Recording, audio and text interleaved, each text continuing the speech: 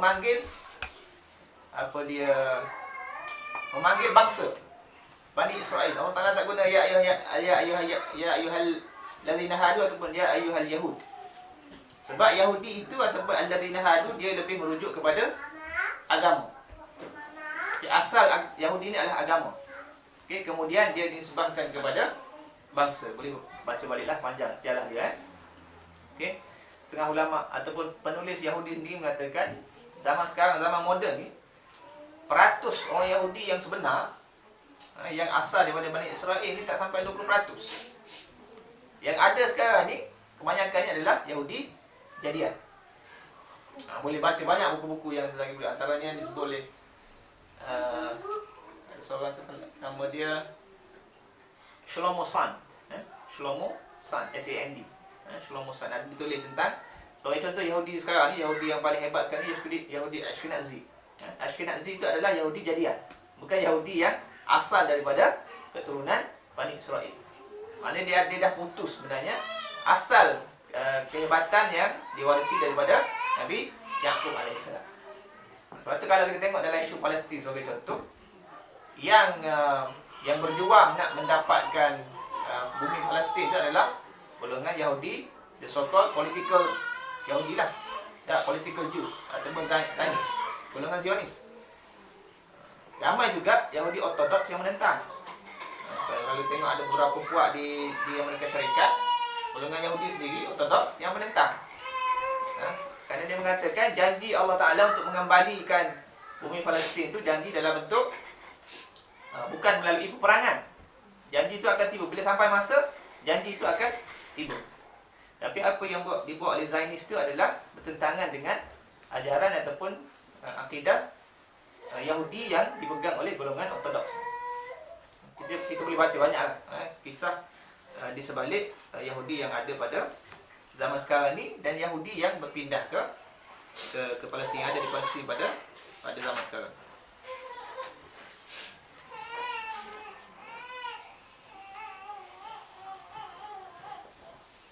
160 sikit lagi. Kisah Bani Israel ini bermula dengan mengajak mereka mengenang nikmat anugerah Allah yang mempermudah bumi dan berbagai-bagai bahan kegunaan kepada mereka untuk dimanfaatkan dengan cara yang sebaik-baiknya. Bagaimanapun, kesesatan mereka tidak memungkinkan mereka mengambil manfaat daripada kemudahan-kemudahan itu dengan betul. Ini saya sebut tadi, peranan ataupun tanggungjawab ulama Yahudi, ulama Bani Israel dalam memandu kehidupan masyarakat Yahudi. Kalau ulama mereka betul, maka betul lah. Tapi dalam konteks Yahudi ini, Bani Israel ini, ulama mereka telah mengambil jalan menyembunyikan kebenaran kitab mereka dan mengubah. Dalam istilah kita sebut tahrif. Mereka mengubah fakta-fakta yang betul kepada fakta-fakta yang batil, yang tidak betul. Dalam ayat berikut ni kita akan jumpa juga Allah Ta'ala sebut mereka menulis kitab dengan tangan mereka. Fawailul lil ladzina yaktubuna al-kitab bi'aydihim. Maka celakalah bagi mereka yang menulis kitab dengan tangan mereka. Maknanya kitab itu telah diubah dengan jahatnya tangan-tangan mereka. Kita alhamdulillah Al-Quran ini dalam sejarah umat Islam tidak pernah diubah. Walaupun ada usaha-usaha manusia untuk datangkan surah-surah yang baru, surah-surah ciptaan.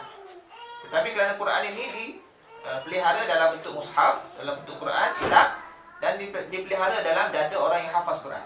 Jadi sampai sekarang Al-Quran ini terpelihara. Tetapi Injil, kitab Injil dengan kitab Taurat itu telah ditahrifkan, telah diubah, telah ditukar dia punya fakta-fakta yang ada dalam itu. Cuma kita sebagai umat Islam, kita percaya kepada, kita yakin, kita kena percaya kepada, kita kena beriman kepada kitab Injil yang asal, kitab Taurat yang asal. Sebab itu masuk dalam rukun iman. Kita kena percaya. Lepas tu bila kita bercakap dengan orang Kristian, kita percaya kepada kitab Injil yang asal. Yang asal tu di mana? You all kena carilah. Bagi tahu kat dia orang, you all kena carilah. Dah. Sebab kalau kita bicara tentang Injil pun, orang dia pun tak setuju. Dah, Injil mana yang paling berautoriti? Dah, Western Christian dengan Eastern Christian pun dia tak berbalah. Kan? Jadi itu antara kelebihan Al-Quran. Sehingga kita boleh baca Al-Quran sebagaimana Al-Quran itu diturunkan pada zaman Nabi SAW. Penyelewengan pemikiran sesuatu bangsa perlu dibanteras terlebih dahulu sebelum diajar bagaimana menggunakan kemudahan yang diberi. Ini penting kan? Penyelewengan pemikiran, cara berfikir tak betul. Bila cara berfikir tak betul, manusia akan menghasilkan tindakan yang tidak betul. Saya sebut dulu tentang paradigm. Bila paradigm kita tak betul, kita akan bertindak, kita akan menghasilkan tindakan yang tidak betul. Sebagai contoh, kalau kita berfikir tentang Al-Quran, bahawasanya Al-Quran ni sudah tidak sesuai pada zaman kita. Lebih baik aku baca buku falsafah. Lebih baik aku baca buku-buku yang lebih terkini. Quran ni simpan kat rak buku je lah. Kan? Start daripada situ, kita akan kita akan berpandangan bahawasanya Quran ni tak akan bawa manfaat kepada kehidupan kita. Kan? Akhir sekali, segala tindak tanduk kita akan berunsurkan daripada pemikiran manusia lah. Sebab kita dah tolak Quran ke tepi.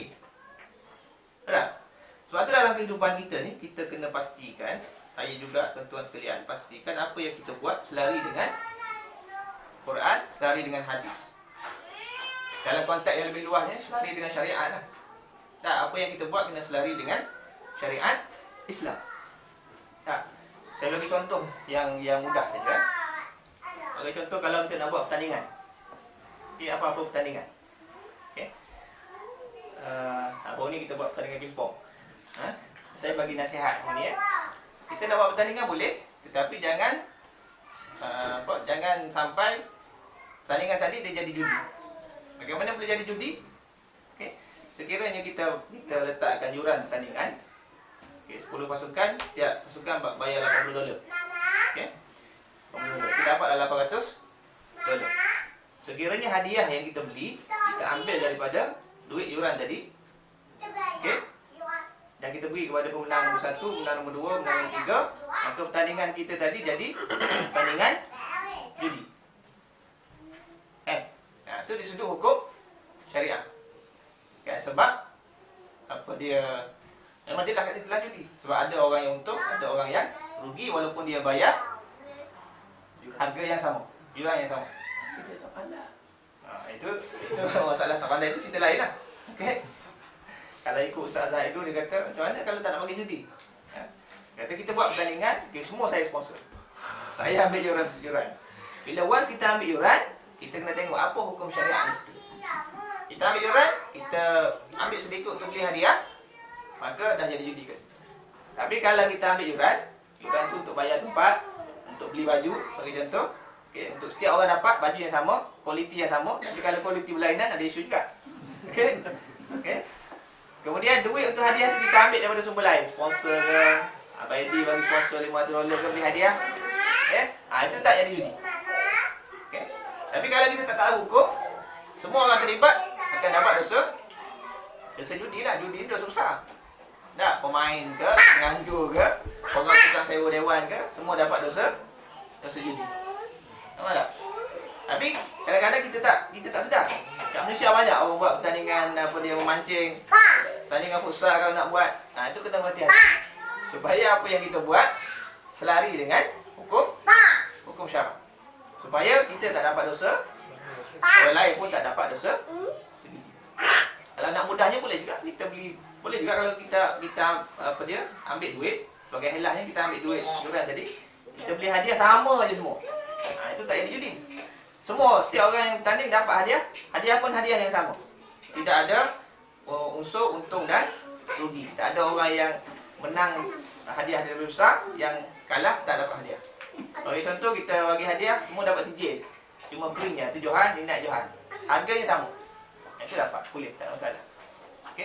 Itu pentingnya apa saja kita rujuk kepada apa pandangan syarak, apa hukum syarak dalam setiap benda yang kita lakukan dalam kehidupan kita, supaya kita tak termasuk atau kita tak terbuat perkara-perkara yang melibatkan dosa, lebih lagi dosa besar. Judi ni dosa besar. Sungguh lama Bani Israel hidup di bumi ini, lebih lama daripada kita, tetapi kemajuan yang sebenarnya tidak tercapai oleh mereka. Kalau zaman dululah, zaman zaman Nabi Sulaiman, zaman Nabi Daud alaihissalam, zaman Nabi Zakaria, Nabi Yahya. Kalau kita ikutkan, sepatutnya dengan lamanya mereka hidup, mereka lebih maju daripada kaum-kaum yang sebelum ini. Kaum Adnya, kaum Samud dan sebagainya. Tapi kenapa mereka tak maju? Sebab apa? Sebab kejahatan ulama Bani Israel tadi. Ulama itu menggunakan agama untuk kepentingan kehidupan mereka. Umat Islam pada masa kini juga mempunyai beberapa persamaan dengan kisah Bani Israel, sebagaimana yang dilaporkan dalam kisah ini. Mengapa kemajuan yang dikehendaki itu tidak tercapai? Jawabnya, kerana akal tidak digunakan dengan sebaik-baiknya, pemikiran masih belum bebas daripada penyelewengan adat dan budaya, kemahuan dan semangat juga belum dijana dengan betul. Itu sikit yang pengarang kita sebutkan. Saya ambil 5 minit lagi ya. Kita tak masuk ayat bukan timah dulu. Saya syorkan kalau boleh balik ni kita buat research sikit, kita baca tentang Bani Israel. Cuma bila kita baca tafsir, kita akan align balik lah. Okay? Kalau kita baca buku-buku yang ditulis dalam sejarah, tentang sejarah Yahudi sebagai contoh, kita tengok apa yang Quran sebut. Kita align balik dengan maklumat ataupun informasi yang ada dalam Al-Quran. Sebab kadang-kadang buku-buku yang tulis oleh orang Yahudi sendiri, dia dah di sudut fakta itu dah distorted lah. Dia dah mengambil, dia dah ada jalur pemikiran dia bila ditulis satu-satu buku. Dan kita juga bila kita tulis satu-satu buku, satu artikel, kita dah ada jalur pemikiran kita. Kan? Dalam kisah Bani Israel ini kita rujuk balik Quran, rujuk balik tafsir. Supaya kita tengok apa sebenarnya yang Allah Ta'ala cuba nak cerita kepada kita tentang perihal orang Yahudi. Supaya maklumat kita betul berdasarkan kepada Quran dan juga riwayat-riwayat daripada Nabi sallallahu alaihi wasallam. Okey, sikit lagi saya ambil sikit lagi. Bani Israel disuruh membuat perubahan. Okey.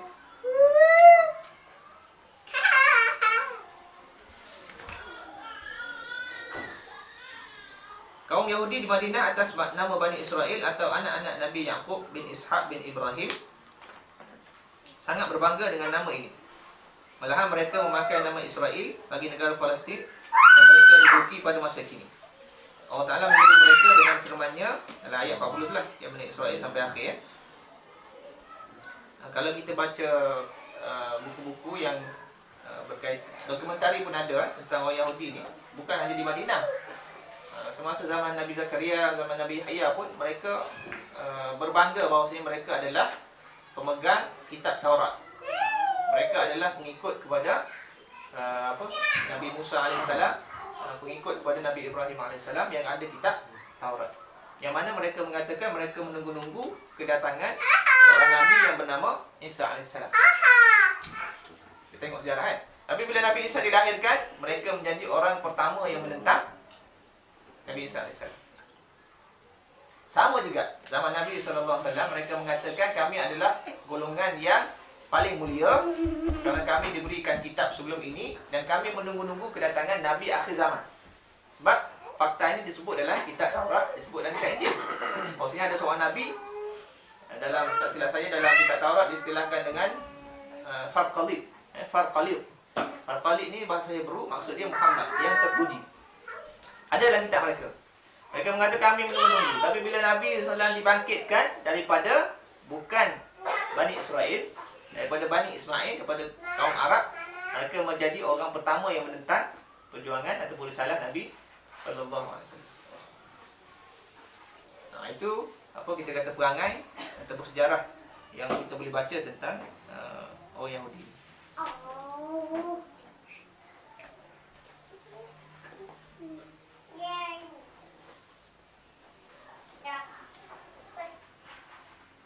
Saya baca yang sebelah surah 62 sikit ya.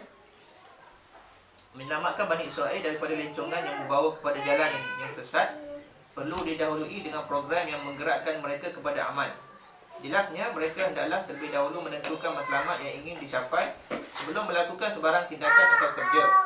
Untuk menyelamatkan Bani Israel daripada lencongan yang menyesatkan itu, Allah memerintah mereka supaya 3 benda. Yang pertama, mengingati nikmat Allah. Yang kedua, berpegang teguh kepada janji. Yang ketiga, takut akan Allah. 3 ciri ini perlu jadikan kaedah bagi mendidik Bani Israel, kerana inilah punca yang menjauhkan mereka daripada Allah dan dengan cara hidup yang membawa kepada keamanan, kesejahteraan dan keselamatan. 3 ciri. Kita pun samalah.